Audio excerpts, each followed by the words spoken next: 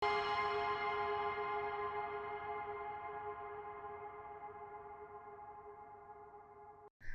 kompetisi waktu yang tepat untuk PSM Makassar bangkit dari papan bawah klasemen sementara Liga 1 Indonesia.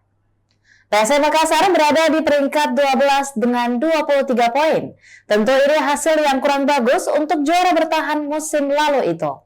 Faktor PSM Makassar berada di peringkat bawah karena banyaknya pilar utama yang absen di tengah kompetisi, sehingga hasil yang didapatkan pun kurang maksimal.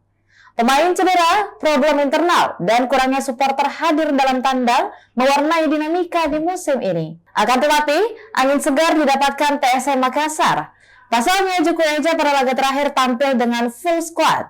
Ini menjadi harapan besar performa Laskar Pinisi dapat meningkat.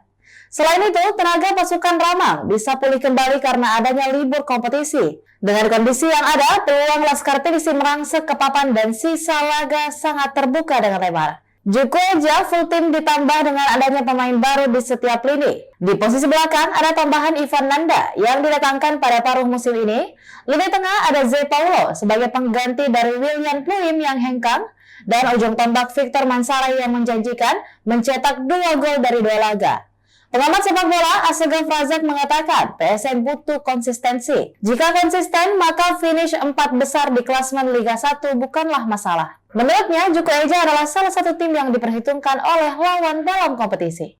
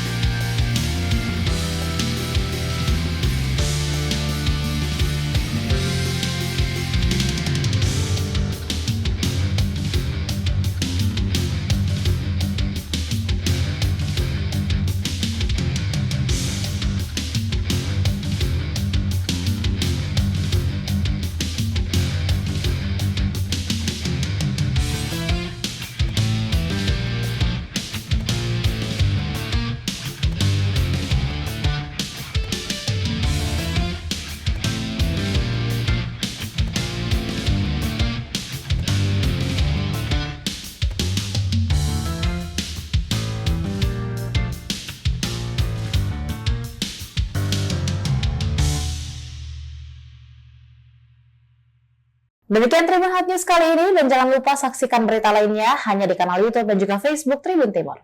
Download Tribun X sekarang, menghadirkan lokal menjadi Indonesia.